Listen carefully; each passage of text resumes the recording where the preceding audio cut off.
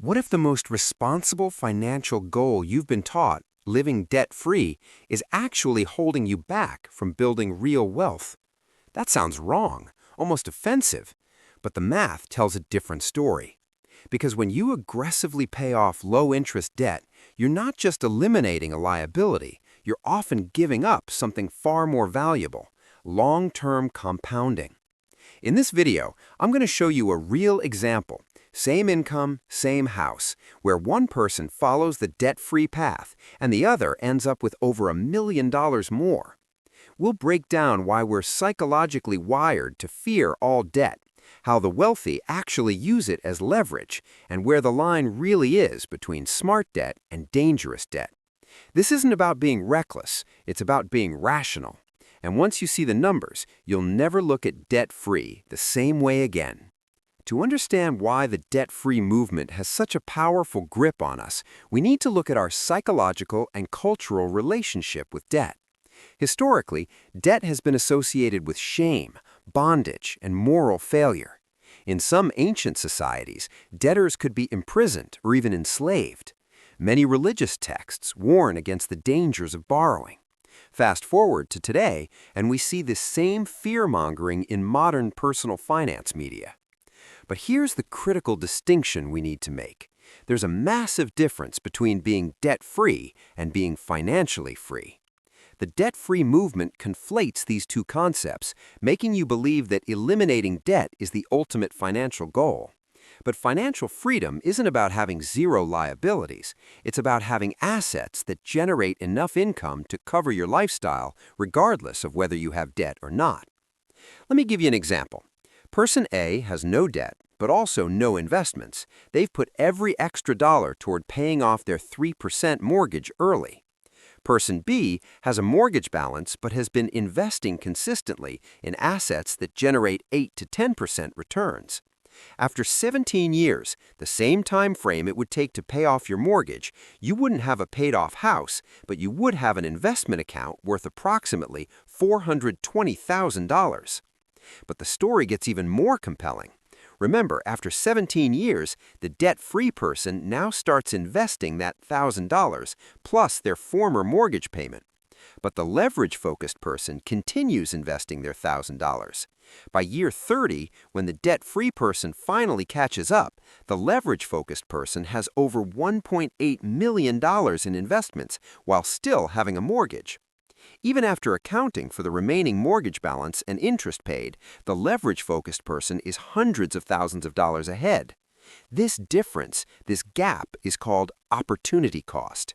It's the invisible price you pay when you choose one financial path over another. And in the case of low-interest debt paydown versus investing, the opportunity cost is staggering. Now let's pull back the curtain on how the truly wealthy think about and use debt. The ultra-wealthy, the top 1%, rarely pay cash for anything significant. They understand that debt, when used strategically, is essentially free money in an inflationary environment. Consider this. If inflation runs at 3% annually and you have a mortgage at 3.5%, your real interest rate is just 0.5%. The bank is essentially lending you money for almost free when you account for the decreasing purchasing power of the dollars you'll repay with. The wealthy leverage this understanding to scale their investments exponentially. Take commercial real estate investing as an example.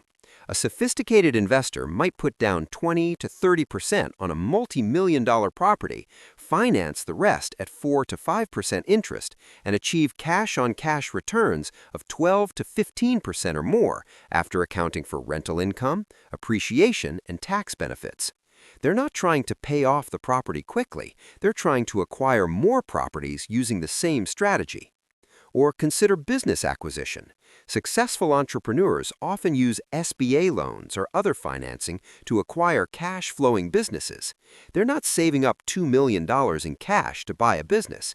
They're using $400,000 of their own money and $1.6 million of the bank's money to control an asset that generates $300,000 in annual profit. This isn't gambling. This is calculated risk management with asymmetric upside. The wealthy aren't debt-free. They're masters of good debt. Debt that buys assets, generates cash flow, and creates wealth multipliers. Before anyone misinterprets this message, let me be absolutely clear. Not all debt is created equal. There's a canyon of difference between a 3.5% mortgage and a 29% credit card. The framework we're discussing specifically applies to low-interest, tax-advantaged debt used to acquire appreciating assets. Here's your practical filter for evaluating any debt. What's the interest rate? If it's above 7 or 8%, attack it aggressively. Below that, consider the opportunity cost. What does the debt finance? Assets that appreciate or generate income, or depreciating consumer goods? What are the tax implications? Mortgage interest and some business debt can be tax deductible, effectively lowering your interest rate further. What's your risk tolerance? Can you handle the monthly payments even during economic downturns? Bad debt has three markers: high interest rates, financing depreciating assets, and creating no tax advantages. Consumer debt, credit cards, high-interest personal loans, financing luxury goods, this is what destroys wealth. If you have any debt in this category, your priority should be eliminating it before anything else. Now, how do you implement this mindset shift practically? Let's build your personal debt strategy in 5 steps. Step 1, the debt audit. List every single debt you have: interest rate, balance, monthly payment, and what it financed. Categorize them as high interest, 7% plus, medium interest, 4 to 7%, and low interest, under 4%.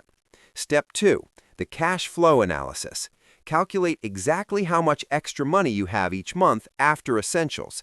This is your strategic allocation fund. Step 3, the priority pyramid. Level 1, attack all high-interest debt, credit cards, payday loans, with maximum intensity.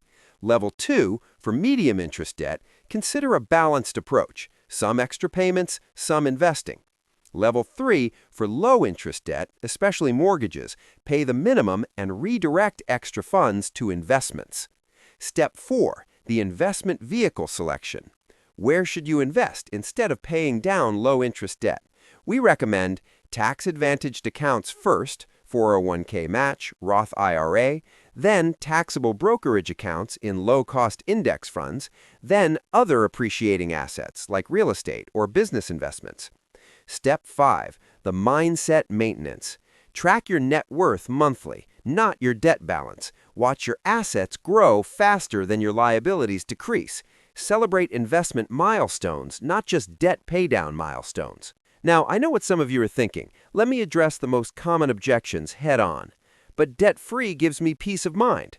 Response: peace of mind is valuable, but so is financial security. Having $500,000 in investments while owing $300,000 on a mortgage provides more security than having no mortgage but minimal investments. One approach gives you options, the other gives you only a paid-off house. What if the market crashes? Response: historically, market downturns recover. Mortgage payments don't disappear during recessions either. A balanced approach with emergency savings provides stability regardless of market conditions.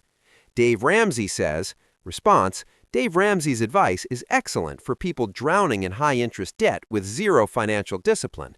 It's a beginning strategy, not a wealth-building strategy. Once you've mastered the basics, you need to graduate to more sophisticated financial thinking. I want to retire with no payments. Response: that's a valid goal, but timing matters. Would you rather retire at 65 with no mortgage and $800,000 or retire at 60 with a mortgage and $1.5 million? The math often favors the latter. The debt-free movement has helped millions get out of destructive high-interest debt, and for that it deserves credit. But as a comprehensive wealth-building philosophy, it falls tragically short. It confuses moral victory with mathematical optimization. It trades potential millions for emotional comfort. True financial sophistication isn't about eliminating all debt. It's about understanding which debt accelerates your wealth and which debt destroys it. It's about using OPM, other people's money, to build assets that appreciate faster than your liabilities cost you. Your assignment this week: run the numbers on your own situation.